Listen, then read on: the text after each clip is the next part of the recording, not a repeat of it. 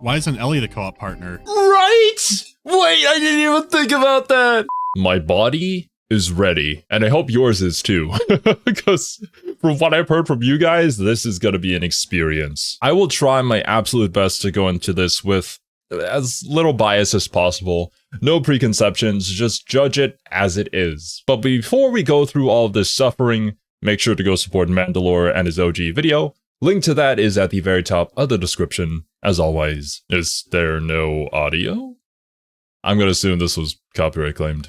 Sag, bro. The fact they used the cover for a Phil Collins song is pretty funny, but it's all really generic. It was never as good as the Twinkle trailer. Oh god, it was a cover?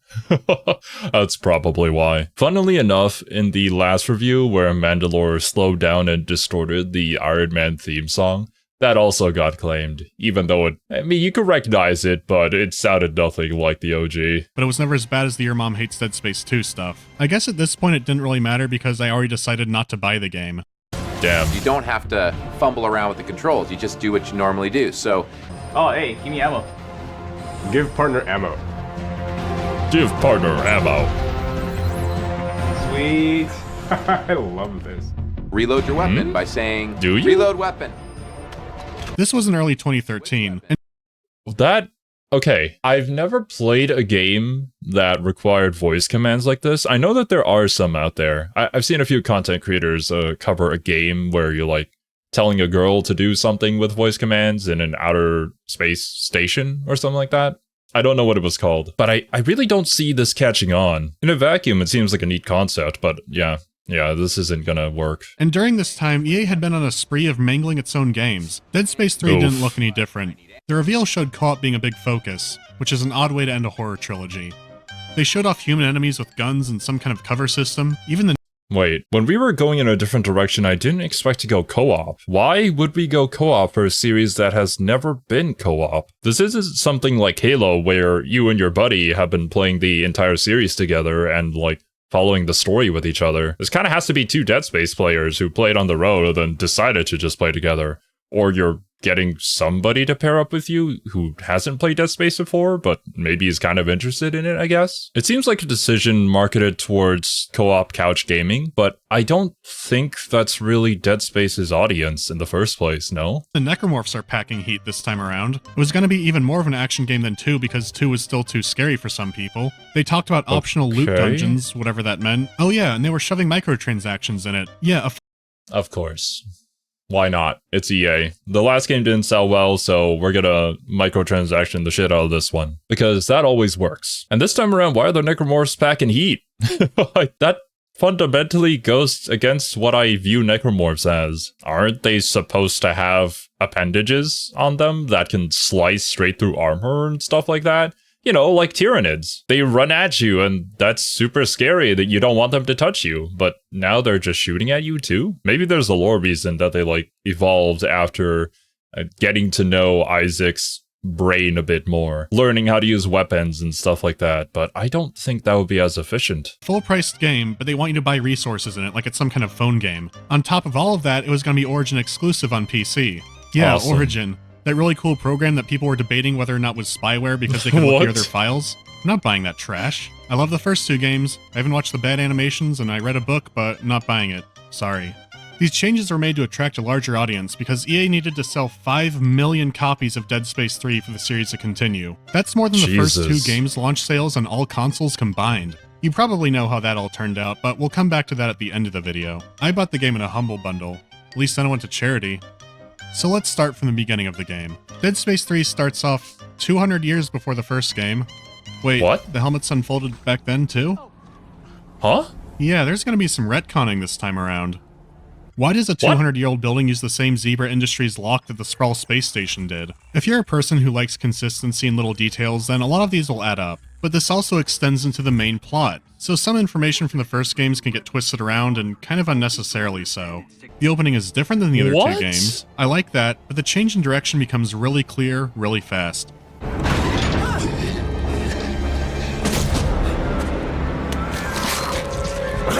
In every other game, Dead Space tells you to cut off the limbs, but look at this. The enemies are running at you, your rifle has a very narrow aim, and the enemies are just guys holding axes. So what if I don't aim? What? Why? We had something so cool and unique, and now you make them just generic enemies with messed up faces? If you just made their faces normal, then they would just be random barbarians in this icy landscape. There's nothing interesting about that. Every other game has done that that's set in this setting. And why the retcons? Like, how would that fix the sales? Don't we have all this expanded lore through several novels, animated series, and things that you can't really change? Oh my god.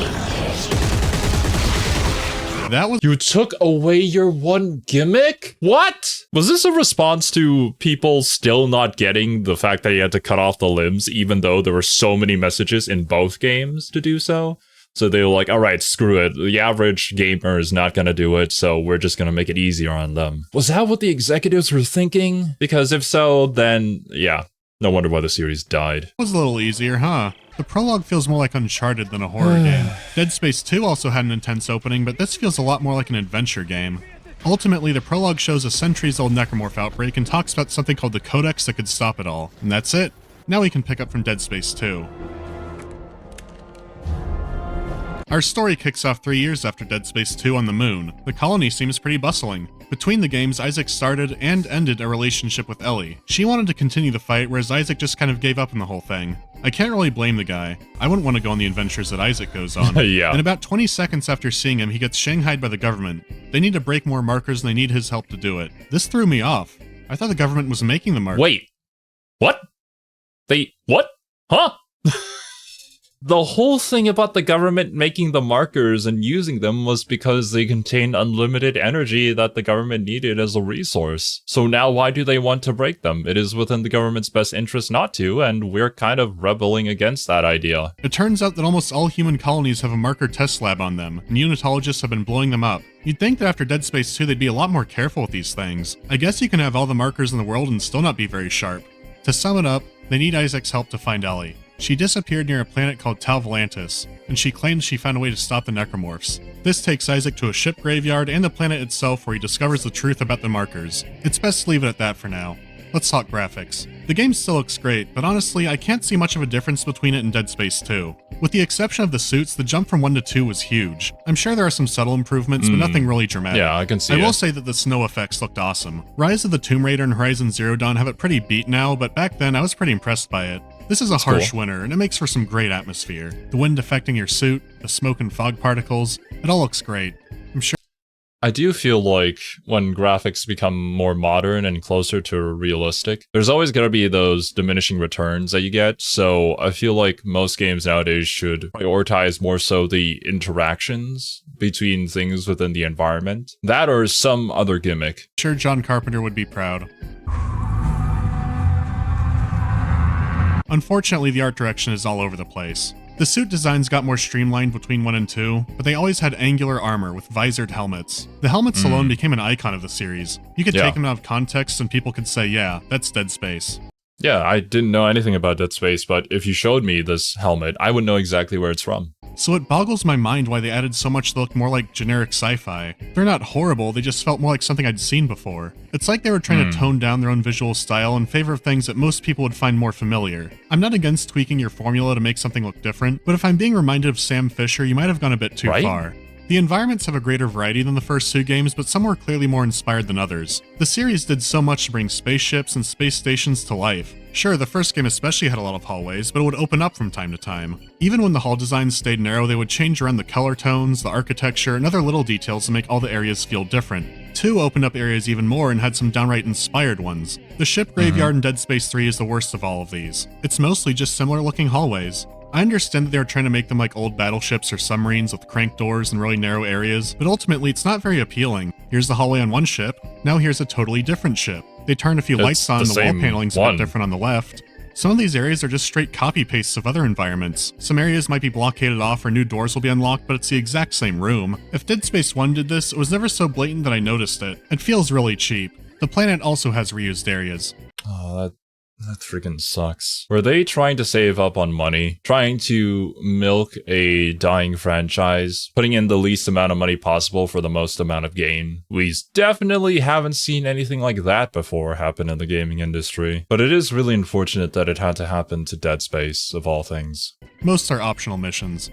That's still bad, but it doesn't feel as terrible as the ships. It's drab, dark, and rusted, and there are very few times that this changes. The necromorphs on these ships are mummified, so they have the same green-gray colors that the ships do. They almost blend into the background. On the other side, the planet has a ton of different areas. They have a nice mix of colors, space, and tone that the ship part severely lacked. I think one of the most interesting looking levels in the series is down here. Even though I just played it a few times, I can't remember much of the ship. But the planet has some things that stick with me. Oh, that's Being cool. outside of the ships is neat, just nothing inside them. That being said, 3 had some pretty significant gameplay changes. The shift to action focus is pretty clear right from the beginning. Yeah, they've added a cover system. And rolling. And universal ammo. This sounds like the Crysis 2 theme. They're really trying to sell this as an action game. Possibly to make it like other shooters, they've added human enemies with guns. I don't think it's the worst idea. After all, guns can be scary.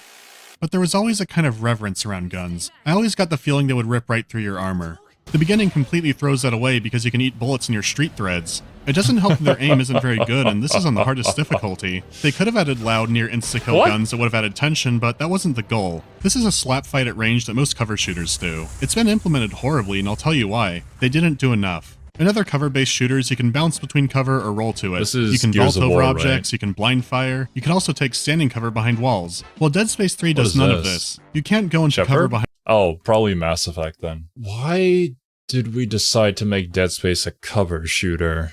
Was it because at the time cover shooters were popping off and that was just the thing? Wasn't the main appeal of Dead Space the horror aspect? The action was really nice, but I feel like, well, for me at least, it was more so the atmosphere and the creature design. Seeing the action play out here just makes it look very bland and uninspired. Lore-wise though, I guess it would make sense that we would have human enemies. Maybe people from the Church of Unitology, I think it was called. But that's not really why I would play Dead Space. I want to fight the necromorphs. Behind a wall. Only certain chest-high objects. You only know by going up to it and aiming. You can kind of roll into cover from the front if you time it right, but it's all manual. You can't roll between cover. No vaulting either. Why? Because if you don't want to frustrate people, you would have prompts on the screen. But the series has always been about keeping all the UI stuff on the body. Sure, they could have little arrows pop out of his suit, but that would look pretty silly. Ew. So the design became pick none, you can crouch behind some boxes. This is frustrating. Look at this. I feel like I should be able to take cover behind these, but I can't. This is also why their weapons are so weak. If an area is filled with gun enemies, you can't move through it from cover to cover. So to compensate for the fact they were probably going to get shot, they just made their weapons not hurt as much. Most of the time it was easier to forget about cover and just fight them out in the open. At least it's more maneuverable. Right? Plus it stops me from instinctually running up to big blocks that look like cover that actually don't do anything. There's one necromorph type that uses guns, and I think that would have been fine. Forget the half-baked cover system and the human enemies, just have these. They would be a good enemy to use stasis on between their shots. They even have a cool— Yeah. Okay, I would agree with that. If it was a choice between the human enemies using guns or the necromorphs using guns, give the necromorphs the evolution of using guns instead. Maybe there could be some lore reason that they adapted and started to understand machinery and weapons, and then you could have these cool necromorphs designs that mix the organic with the mechanical side. I think that would be neat. Cool attack where if you get too close, they throw their head at you. Oh god. See, I like this idea a lot more than this one. Yeah. There aren't a lot of gunfights in the game to begin with. I think, were those things called dividers? I saw like a comment or two about them, that if you don't get them off, they cut off your head and just take over your body. We saw a death animation of that in the Dead Space 1 review. To the point where I almost wonder why they bothered. Well, actually, I do know why. If you want to move 5 million units, make your game look like the other ones. I don't think it's a coincidence that a lot of the promotional screenshots focus on enemies with guns. Or maybe it is, and I'm just crazy. The biggest change comes from the weapon upgrade and crafting system. There's no longer any store, just the bench. So instead of finding money, you sometimes find different resources. You also find a scavenger bot early on which can find resources for you in the background. You can put it down anywhere, or you can use a built-in radar to find a hotspot. It'll come back with a lot more stuff if you do this. You always need to be on the hunt for a hotspot. It's like having an old Nokia phone. Once it's down, it gets stuff, but I think it talks to a server first. The game will keep going, but the character will just freeze in place when putting it down. This would happen completely randomly. After a period of time, they come back to the bench and drop off all their stuff. So why do I think this needs a server? Well, you have an option to upgrade your robots. You can double the amount of stuff they carry. Oh no. No, what the fuck is that? You can't possibly be telling me that says $5. I bought the game. It is an action horror game. Please just let me play the game. Not this fucking bot capacity upgrade. Is this an MMO? Did you design it specifically so it was grindy and we'd feel the grind and we feel like we weren't making enough progress so we had to pay more money? Bot personality pack? You can pay money to give the bot a personality? Okay, even if the game was really, really good, like, theoretically speaking, in a different timeline. But they still had this in it, and this would deduct a few points. Quite a few points. Or make them come back to the bench in half the time. And each of these is only $4.99 US. They can even get a voice pack for another $5. I don't know about that, though, because resources are pretty important. If you want to craft new weapon parts, resources. Want to make ammunition or medkits? Resources. Want to upgrade stasis or upgrade your suit? You bet it's resources. At the very least, there are some upgrades and parts that can only be found and you can't craft. You can buy a weapon and resource pack to fix that problem. Yeah, see, check it out. Each pack is guaranteed to contain one Mark V supercharged weapon pack with a 50% chance at a second bonus. Wait, this is a loot box, isn't it? What? Why did we add loot boxes? Why did we turn this into a gacha game? Why? In the final edit of this video, I probably just did a jump cut straight to this section, but I can assure you that I've sat in silence here for about 3 minutes. And honestly, at this point, I've reached a state where I can't really get worked up about it anymore or be sad about it. I'm kind of just disappointed. Who in their infinite wisdom thought this was a good idea? And why is it always the third game? Wasn't it Homeworld 3 as well that killed that franchise? Those are hot right now. This was before EA and a bunch of other companies had mastered the science of making a flashy box to open. You know, you pay for the big fun event, there's lights and smoke, and there's all the flashing, you see all the stuff you get. But ultimately, it's still this. Companies have come a long way in bleeding their customers since. The good news is, unlike other games today, you don't need these. There's no cliff or progression stops. If anything, it's overall the easiest Dead Space game. This is a pretty clear case of publisher meddling. I never needed this. I don't think I ever ran out of ammo. The game uses universal ammo, so all your weapons will always work. Wait, what? We got rid of the ammo system? The unique ammo for every weapon? So what's even the point? Just simplify everything. Just play the game for me, why don't you? Look, at least it's not necessary, but it's there. And it's scummy. And I hate it. If you want to nickel and dime people bad at games, this is the worst one to do it in. So before I go any further, I need to bring up the Alien comparison. In my Dead Space 2 video, I compared the first game to Alien and the second game to Aliens. I also mentioned that the third installments of each were disappointing. It's a comparison a lot of people make, but I think they make it like this. This is just the general idea because I don't think Dead Space 1 is a horror masterpiece. What I want to focus on is what makes 3 the bad one. If anything, Alien 3 is more like the first movie. There's only one alien, no one has guns, and it's focusing more on horror than action. Dead Space 3, on the other hand, has almost completely thrown the horror element away for the action. Their approach to the third installment is completely opposite, but there's one thing that ties both of them together: a meddling studio and a meddling publisher.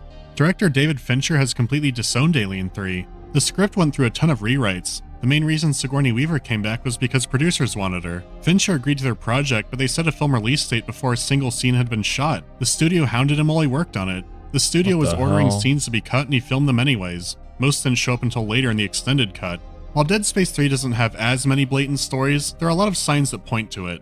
Isaac was originally going to have a split personality with a Shadow Isaac character taunting him, but that got scrapped in favor of co-op. Eurogamer published a piece earlier this year that talked about the Dead Space 3 the developers wanted. It was going to be more focused on survival horror, and big surprise, no microtransactions. That's only the stuff people have come forward with. It wouldn't surprise me if characters and plot elements were also interfered with. Remember how Ellie looked in Dead Space? Okay, look. Survival horror, I'd actually be fine with. It seems like a cool evolution of the gameplay. Do something a little bit different, you know, that's still horror, not what every other game at the time was probably doing. Space 2? Well, she's had some changes since then. Pretty big changes.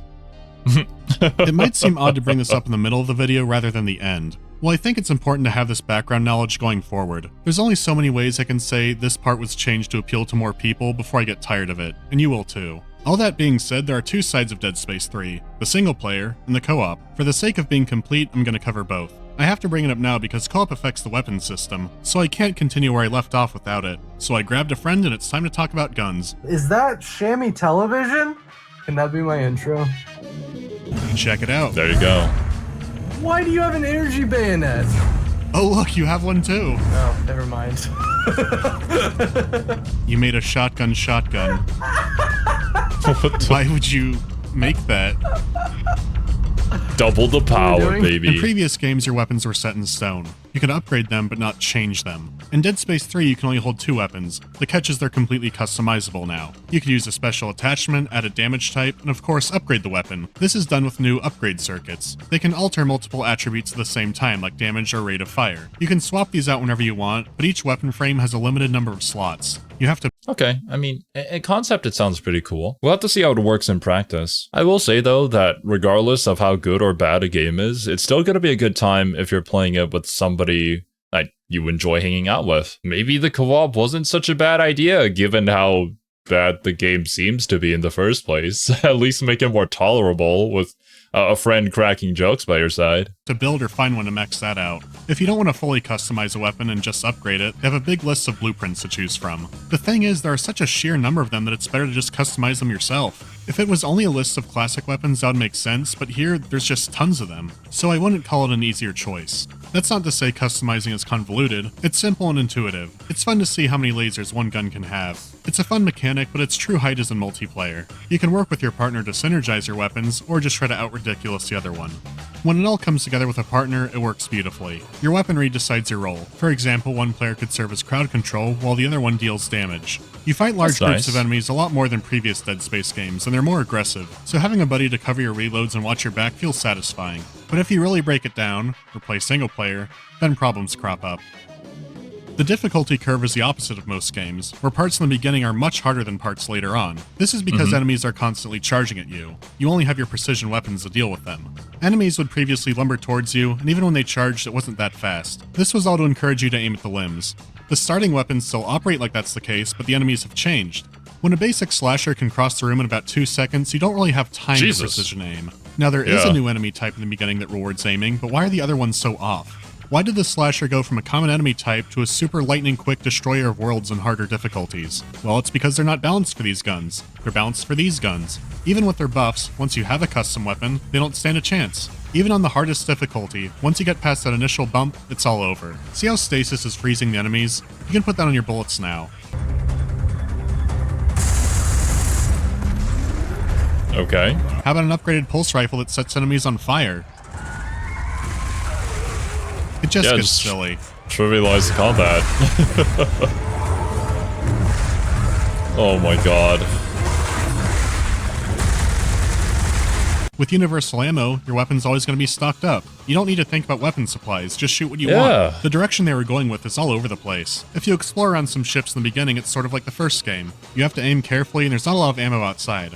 When you go inside the ship, there's a regenerating enemy. There were only one of these in each game before, and they were a big deal. But now you can put them all over the spaceship because they're not as deadly anymore. The player's more powerful. Taking so many limits off the player just trivializes the enemies. When you have a gun that does it all, there's a lot less frantic weapon switching or reloading. You don't need to save special ammo for a bigger enemy. You'll always have. Where's the tension? At this point, aren't we basically just playing Killing Floor? I think when a game doesn't really know what it wants to be, how do you expect a consumer to spend money on that thing and understand and enjoy it? Like, what am I supposed to think about this? What is the appeal for me? That it's like every other game that was released at the time? Wow, I can't wait to shoot zombies instead of people.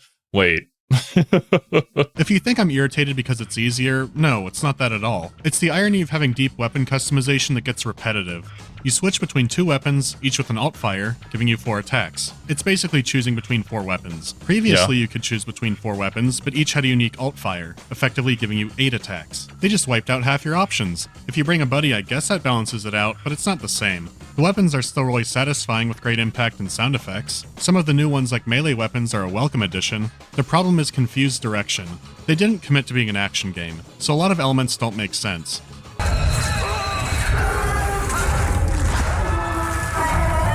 Hey there, dude. That thing's pretty spooky. Never mind. Goodbye. Then they started changing. Became sensitive to bright light. Just shining my flashlight would send them into a violent rage. I disabled the elevator to trap them down there. God rest their souls. Okay, so this part has a lot of build-up. You've just gotten onto a strange planet and you heard a guy talking about locking monsters up in the basement. And now you're in the basement. Hi. What was that thing? That was spooky. You're trapped in the basement with emaciated monsters, but they're blind and they can only hear you. It's dark, they're making weird noises. This is great. I wish every day looked just like this. I've got to be a careful snooper. If I make one loud noise, these bad men will be all over me. When I see one is blocking off a doorway, I throw a canister in the corner, and sure enough, he skulks out to check it out. This is tense. That's I'm cool. starting to like this. Yeah. I open the next door and it's over. That was 2 minutes. It also never happens again except for some optional missions and near the end of the game.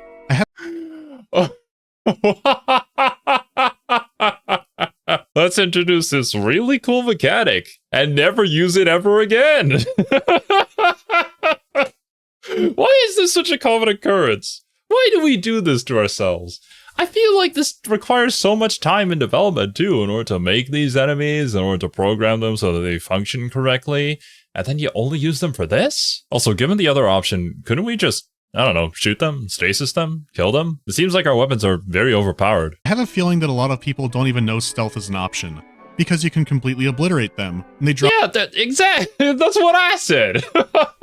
There's these gameplay mechanics conflicting with each other. What is this?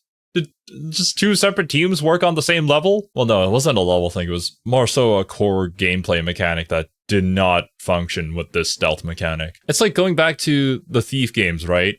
Where stealth is necessary. You need to stealth because every single enemy could probably kill you, versus the Dishonored games, where you stealth because you don't want to kill the enemies. Here, we don't really have a reason to do any sort of stealth. just kill them. drop mountains of stuff, so not committing a massacre only hurts yourself. They find you a few rooms down no matter what. I don't think anything saddens me more than wasted potential. Can you imagine if they decide to flesh out stealth mechanics instead of other stuff? Even just taking away your weapons for this one part would have made something memorable.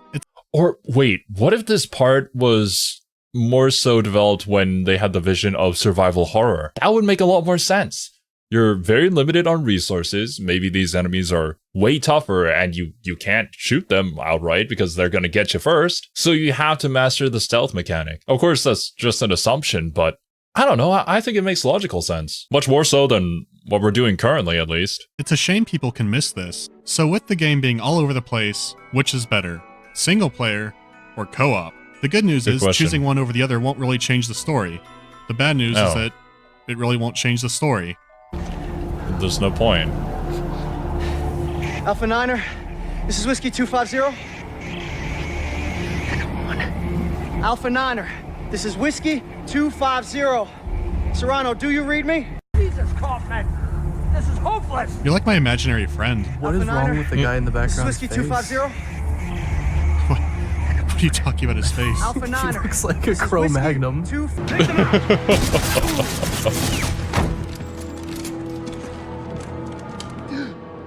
This one's still alive. I'm the only one here.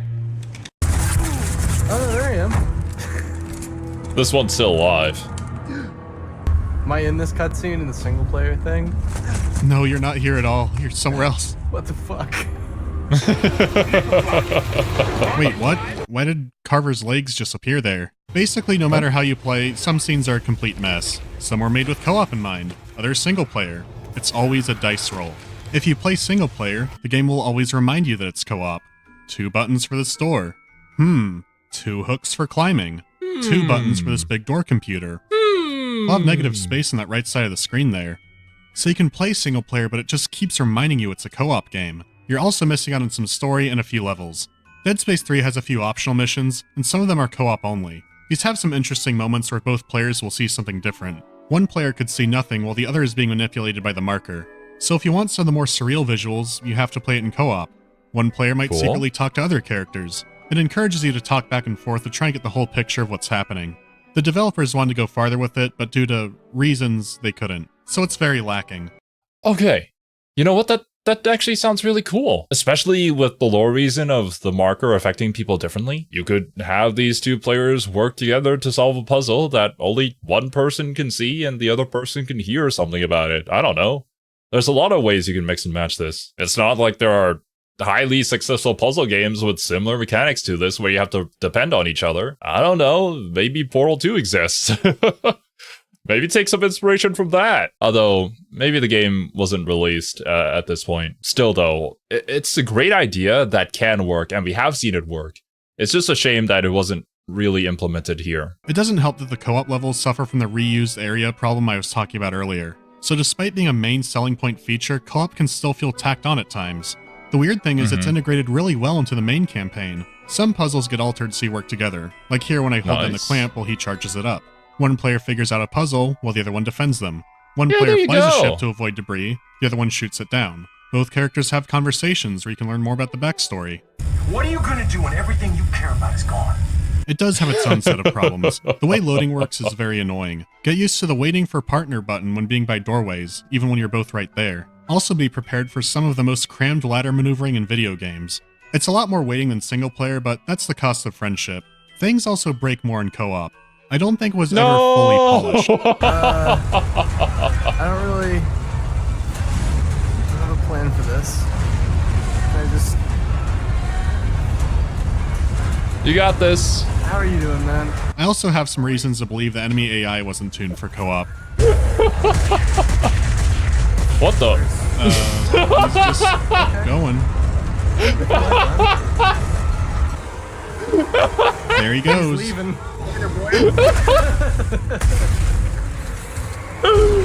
Oh man. You gotta love the enemy AI sometimes. Did he just come back at? Oh no. Is he here now? He's here. Yay! And it's behind you. What's happening? Co-op's a good time. It's fun with friends is kind of an obvious thing, since if people are good enough friends, they could probably roll a dog turd back and forth and have some fun. But the mechanics are there to have a good time. I've actually played the multiplayer in this a few times with different people. It's easier to forgive the shortcomings so you can play the entire thing with someone else. If you do the optional missions, you get better guns and upgrades quicker, so it'll be an even easier playthrough than single player. I should talk about that. I've actually already covered all the gameplay issues. All that's left is story. I'm not talking spoilers just yet, but there's one part near the end that shows just how screwed up everything is. Don't worry, it doesn't give anything away. I've praised the sound design of the series in the past, but never the music. Well, there is a great track near the end, and look at this scene that goes with it. If I don't make it, you'll get this done, right? We'll get this done, Carver. You and me. Yeah, but if I don't... I helped get us this far. And that's close enough for all this to count, right? I alienated my son, wrecked my family. Isaac, I killed him. Is that what a good man does? Good men mean well. We just don't always end up doing well.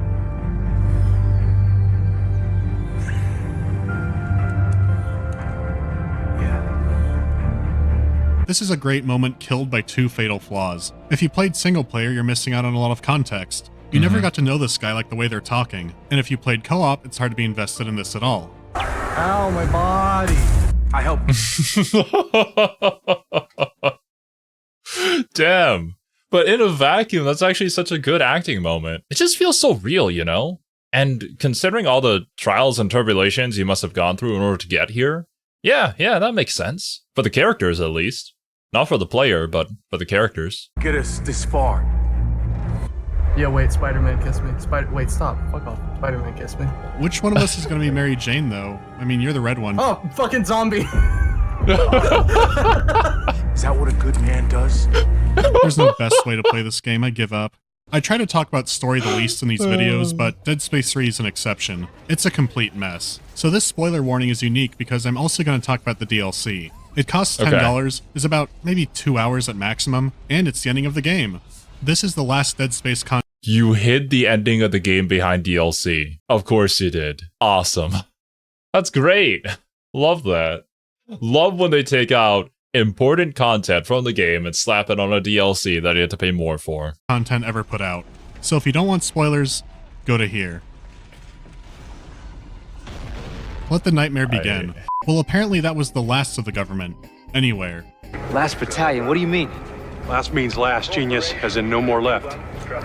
Looks clear. No more left. Yeah, no more left? Everyone in the game talks like the apocalypse is happening right now.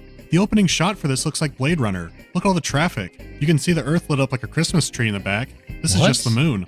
I'm not getting a feeling of this being the end times. It's a vague setup when people are telling you that everything is chaos, but it looks pretty alright. Elton John's motivations fall pretty flat. So when he causes a marker event and Isaac runs away, then what happens on the moon? Is there another marker builder, or does it need to absorb Isaac? If EarthGov is gone, then who's going to stop the outbreak? When you find Ellie in the flotilla above the planet, it turns out she's in a relationship with Norton, the man who, recruited Excuse you. me? I love Isaac's face. You can just tell what he's thinking. I thought you were my Home Depot dream girl, but without me, you're just something else entirely. This is supposed to be a dramatic reveal. Yet the first time I saw this, all I can think was, why isn't Ellie the co-op partner? You can learn more about her back- Right? Wait, I didn't even think about that.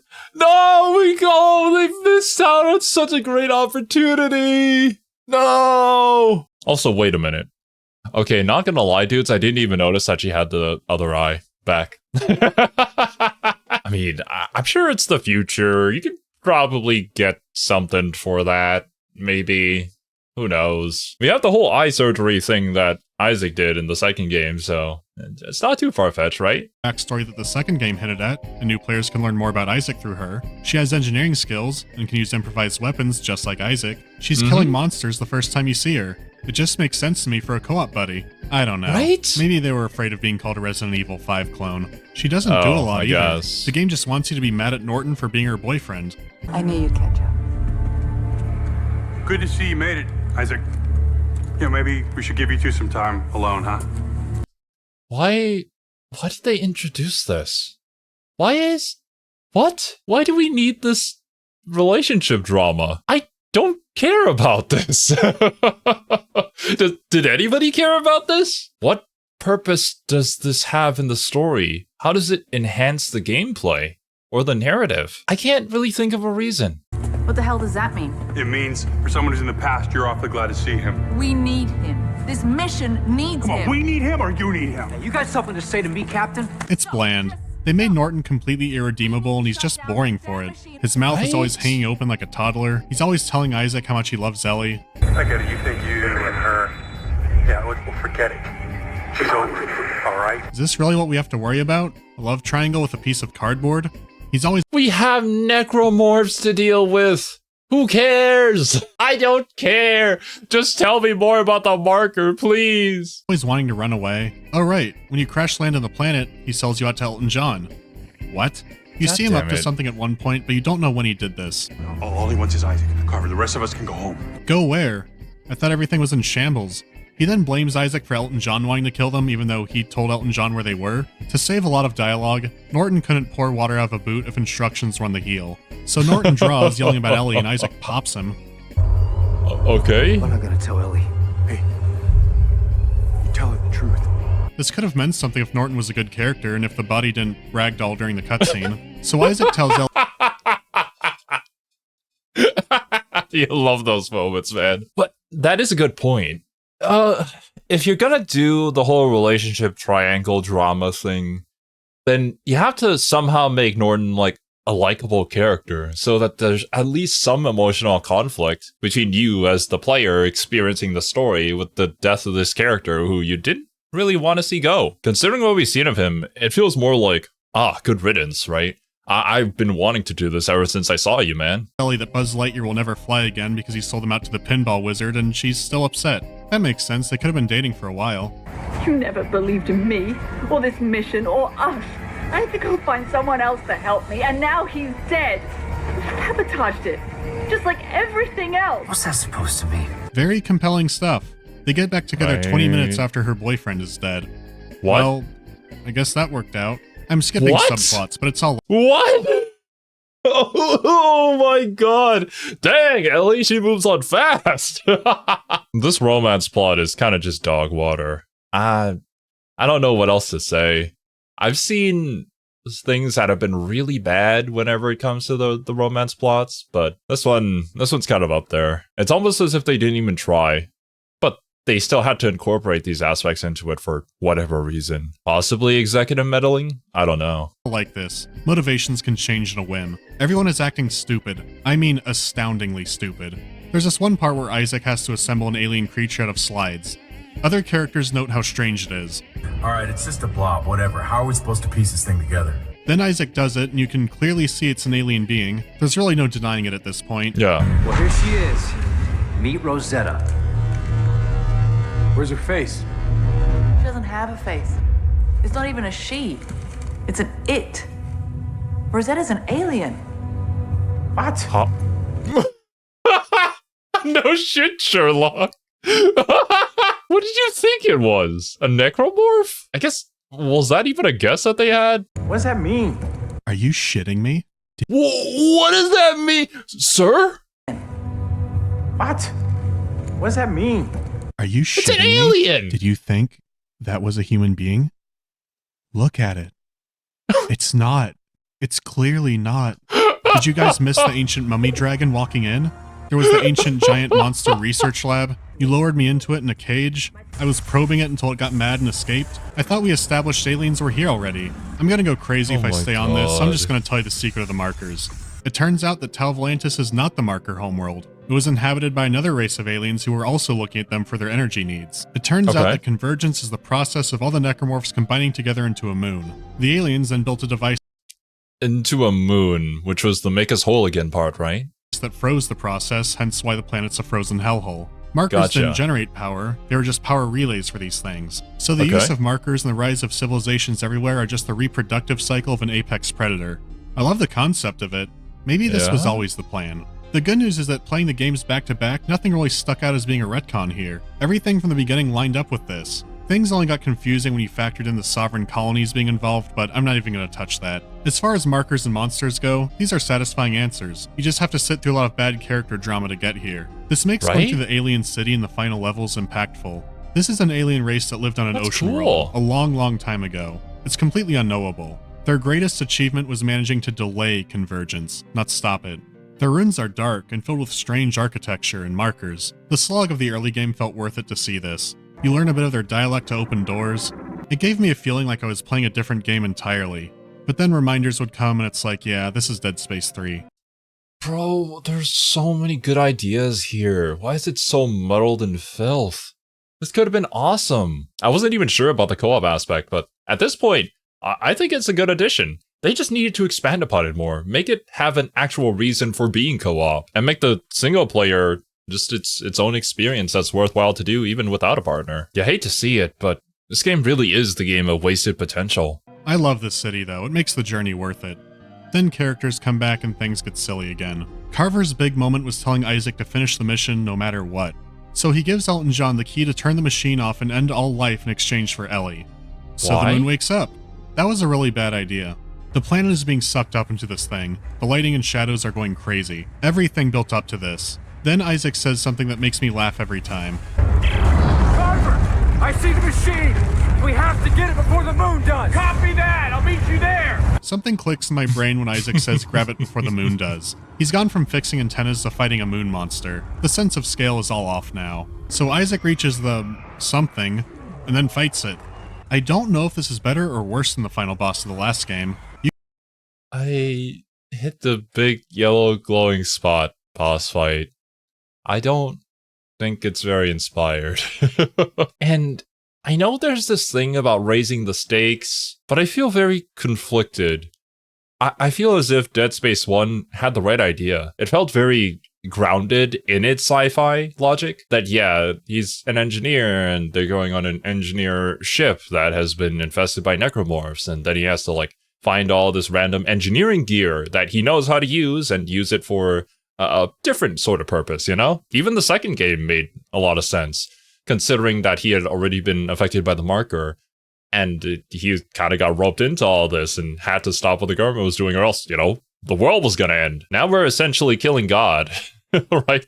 This is like every JRPG ever. And the concept of raising the stakes to this level, I don't think is inherently a bad thing. You just need to lead up to it with a compelling journey. We're kind of almost finished with Persona 5 Royal, but so far, the entire journey has been incredible. And it felt like the lead up to what I'm fighting now has been earned. Whereas here, I feel like there might be a bit of a disconnect considering all the silly stuff that we end up doing leading up to this. Like, there's a lot of serious lore implications going on, but then we're just being silly billies. I don't know. Even this, I think it could have worked, but it just needed a different game. You get eaten by a giant monster earlier in this one, so the bar's already been set too high. Yet there's also the boss fight against the giant drill, so I don't know anymore. Somehow the machine still works and Isaac freezes it again. The moon has crashed into the planet, but the marker signal has stopped. There's a scene after the credits that implies Isaac is alive, but we have the DLC, so we know he's alive. Don't worry, it's gonna be quick. That doesn't make any sense! Isaac, you activated the codex, the moon fell, we fell! What about the alien machine? It froze the planet. It pulled a moon out of the sky. We don't know what that technology can do. What? What does that mean? After miraculously surviving a moon ramming into a planet, they decide to get off. Isaac and Carver keep saying that it doesn't make sense, so I can't really complain about it. While they did kill the moon, things may not have gone exactly as planned. Try taking that out of context. There are strange visual effects, hallucinations, and reskins of previous enemies. They're clearly trying to make it scary again, which is appreciated. The other moons are awake and wanting to feast on humanity. They said it, not me. Lovely. Weak and hungry. But where is it? Take us home, Isaac. Make us whole. The visuals are gorgeous.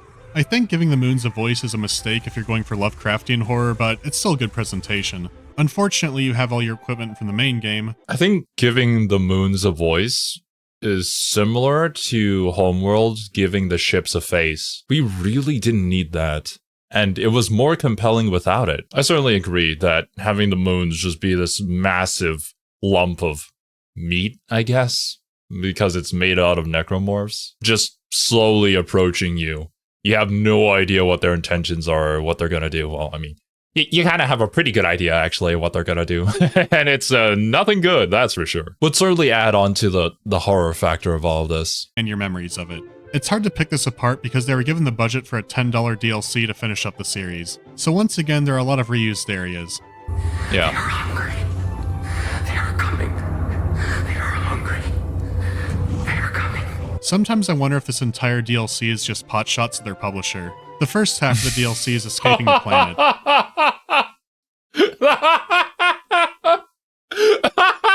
But hey, out of limitations, creativity is born. Given the $10 price tag, I could agree. It's okay if you reuse some assets, because they were probably also crunched on time too. Having to work on this project, if I was a game developer, I'd probably go insane. Well, either that or I'd likely just lose my job, considering how I'd be so against all the decisions that were being made. The screen can get pretty frantic, which is a nice change of pace. The second part is reboarding a ship from earlier to get a hyperdrive, or a shock drive, whatever it is. Unitologists are already aboard. The absence of Elton John has not made their hearts grow fonder. Going back to weird space cults is a good change. These are all good changes. I wish there was more of it. What really stings is that this seems like a glimpse of what the main game might have been like if they could have done what they wanted with it. Yeah, it still has some problems from the main game, but look at it. Imagine letting this team go nuts. Anyways, it all ends with Isaac and his friend escaping back to Earth. Isaac is having trouble getting a signal, so Carver tries to call EarthGov Command. At this rate, I've given up trying to understand what's going on with that. So at the very least, Visceral could give them a happy ending. Unless... that doesn't sound good.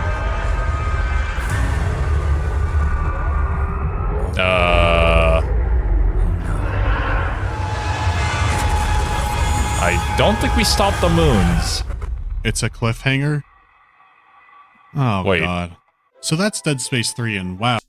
Oh, no. Okay, I think I know what happened. They were specifically instructed to leave it open-ended so that they could potentially make more money out of this franchise. That's why the ending to the entire series is a cliffhanger. Okay. Wow, what a shift it did. I think the single-player experience is overall the worst in the series. I wouldn't call it a bad game, though. I think it's alright. I'd bump it up even more comparing it to co-op games. I think if someone picked it up fresh, not knowing anything else about the other games, they might like it even more. I've just been spoiled. I've heard a lot of people say this game is horrible. Actually true. Well, I don't think it's a great game. Honestly, I would even hesitate to call it good. Your perspective would shift a lot if this was like, a game that you just picked up and you knew nothing about the series, and then you're like, oh, this is some gameplay that I'm familiar with, but the style looks pretty cool, and I can play with my buddy. Actually, it's kind of funny because I'm sort of in that position whenever I'm discovering any new series that you guys are just much more familiar with. I can still remember how amazed I was at the creature design from the first Dead Space game. Like, that was pretty darn spooky. I've never really seen anything like that before. But once you're more experienced with these things and you've seen a lot of them, then you get to see all the problems that you had never noticed before. I think this game had a lot of potential. They really just needed to let the devs cook.